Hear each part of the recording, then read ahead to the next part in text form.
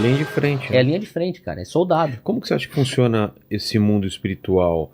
As coisas acontecem primeiro no mundo espiritual e depois elas descem pra cá? As coisas são simultâneas? Como que é essa... Vila, eu não sei assim como explicar isso, mas eu creio que você começa ganhando qualquer coisa na oração. É, que é no mundo No espiritual. mundo espiritual. Mas também a própria palavra diz, né? Fé sem obras é morta, lá em Tiago. Quer dizer, não adianta só ficar orando, vai alguma coisa, pô. Entendeu? Então eu falo para as pessoas, é importante você estar em oração, mas você tem que estar orando e fazendo alguma coisa, né? Então, eu acho que assim, o movimento missional da igreja, ele não é só oração. Ele é oração, mas você tem que ser os pés e as mãos de Cristo. Então, mas o cara que vai lá tentar fazer sem oração, pô, meu irmão, vai pra Unicef então, velho. É. Os caras estão muito mais estruturados, vai lá e faz com eles, né? Então, e eu acho que tem muita coisa que quando você começa a orar, eu não sei nem se você quer entrar nesse assunto, mas tem certos espíritos territoriais, cara. Sim. Entendeu? Então, tipo, não é. Eu lembro a primeira vez que eu fui pregar no Egito. Explica como funciona isso. Então, essa história, cara, isso aí foi que 2011. Eu fui convidado pra palestrar numa conferência lá no Egito. Egito é o que lá, a maioria? Islâmico. É islâmico? É. E, cara, eu desci no Cairo, te juro, cara. E era um daqueles aeroportos que o Finger não ia pra aeronave. Tá. Então, Desce, depois você... pega o busão e daí Entendi. você vai pro terminal. Entendi. Cara, eu desci as escadas, literalmente... Do avião? Do avião. É como se eu sentisse uma opressão, cara. Eu comecei a ter uma ânsia de vômito, assim. Cara... Vum, veio pra cima de mim com uma afronta, tipo, o que é que você tá fazendo aqui? Cara, eu fui pro hotel que eles reservaram lá pra mim, começava aquela chamada de oração, aquela sirene, aquele negócio lá, começava, parecia que vinha um negócio assim, sabe, uma opressão, tipo, o que você tá fazendo aqui? Você ficava atordoado. E daí eu comecei a entender, cara, eu vim aqui de alegre, muito inocente, muito ingênuo. Eu pensei, cara, eu não pedi pra ninguém estar em oração por mim, intercedendo por mim. Eu não era nem casado na época. Então não tava nem me preocupando. Hoje não, cara. Hoje eu vou qualquer coisa. Eu tô aqui hoje, Vilela. Tem gente orando por mim. Eu tenho um grupo de intercessores. Eu vou pra qualquer coisa. Vou pregar pra tal lugar. Tô pegando ir pra um outro país aí. Que nem... recentemente eu tava... Nem sei onde eu tava. Eu tava num lugar aí... Tava na Europa, eu acho. Ou eu vou lá pro México. Eu lembro que eu fui pro México, cara, foi você sentia a atmosfera, assim, um travar de guerra espiritual. Quando eu tava lá ministrando no México. Que de cama, eu saía da cama, ia pro púlpito, do púlpito eu ia pra cama. Então, quer dizer, e uma das outras coisas que eu via era assim, eu lembro uma vez que eu fui pra pregar lá em Brasília. E, cara, eu tava num avião, indo pra Brasília, saindo de São Paulo, indo pra Brasília.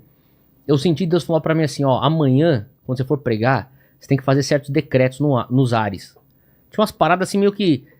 Eu tô falando isso pra você porque eu tô sentindo que você entende o que eu tô falando. Não, já li muito sobre isso. É que depois eu quero que você explique, porque a gente tá falando uma coisa e de repente não explicou esse lance de território, como funciona. Exato. Então, quer dizer, Brasília, tem algo em Brasília no mundo espiritual que não é a mesma coisa que tá aqui em São Paulo. Mas esses espíritos territoriais ou demônios territoriais, seja lá o que for, eles não seguem a demarcação humana, necessariamente. Não é o cara do Egito. Não, eu não acho que assim, segue aquilo que a ONU determina. Exatamente. Paraguai é pra cá. Aqui, ó, esse daqui não entra pra cá. Como que funciona isso? São coisas lá de trás? A Bíblia, o próprio apóstolo Paulo, ele traz uma hierarquia, né, no mundo espiritual. Assim como você tem nossa briga não é com... uma hierarquia no mundo da luz, né? Sei. Um anjo carrega uma certa autoridade, um arcanjo carrega uma outra autoridade, querubim, né? Exato. Então, da mesma coisa do outro lado. Então, ele deixa claro, por exemplo, a gente tá falando aqui de principados. Certo, e potestade. Exato. E os principados, que nem você tem o Principado de Mônaco, que quer dizer o quê? É autoridade naquela região. Exato. Da mesma maneira, você leva o mundo espiritual. Então, existe algo que você tem que a pessoa que vai mexer com o mundo espiritual, ela tem que entender que não é uma brincadeira, você vai entrar lá e vai fazer, vai lá de alegre. Então, eu lembro que nem essa viagem que eu tava indo pra Brasília, ó, o que eu senti de Deus no avião como missão, ó, você vai ter que fazer esses decretos lá. Daí na hora eu falei assim, cara, tá bom. E eu tô consciente que eu tô indo pro ninho da serpente no mundo espiritual. Não tô falando nada de pessoas aqui.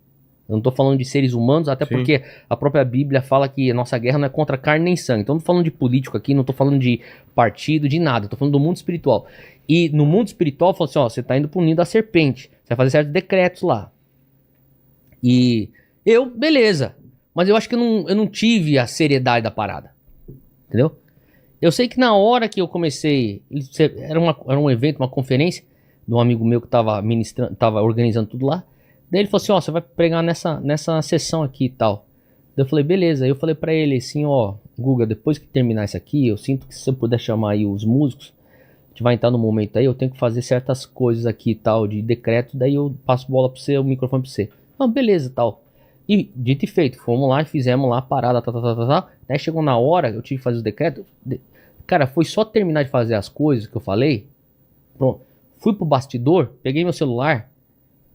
Minha esposa, tô correndo pro pronto-socorro, ela falava. O nosso filho, nosso segundo, tava brincando em cima de uma mureta lá na casa dos meus sogros. Do nada, sem explicação, tropeça e cai com a boca na quina do tijolo aqui assim, ó.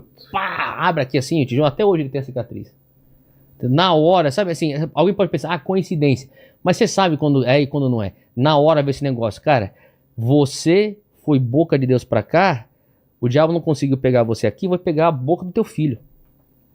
Entendeu? Então eu comecei a perceber, eu sou um pouco cabeça dura, Vila. Demorou 3 dessas.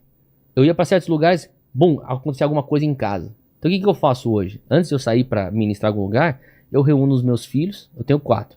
E 3 meninos, uma menina. Minha esposa, a gente ora junto, eu cubro eles com o sangue de Jesus, no mundo espiritual, e eu vou. E eu aviso os meus intercessores, ó, tô indo pra tal lugar, me cubra e cubra minha família. Que nem eu falei, antes de vir pra cá, eu já mandei uma mensagem lá no WhatsApp, pá. Pessoal, tô indo lá, podcast do Vilela, por favor, esteja em oração por mim. Pô, o pessoal tá orando agora. Então... Porque no mundo espiritual tem uma guerra tentando lógico, atrapalhar o lógico. Tudo. Tipo, eu acho que assim, leva muito mais fé você acreditar na ausência do mundo espiritual do que na presença do mundo espiritual e naquilo que é o que o mundo espiritual impacta no mundo físico. Cansaço do nada, depressão, confusão, irritação, ansiedade, né? Então, quer dizer, tudo isso pode ser causado. Pode ser causado. Não tô falando que não tem uma razão médica, não tô falando que não existe meios médicos para lidar com isso, de maneira alguma. A ciência explica isso também. Mas o que eu tô falando são lugares onde o mundo espiritual pode capitalizar, se a pessoa tem uma tendência para aquilo, para isso, entendeu? São brechas, né? São brechas, exato. É isso.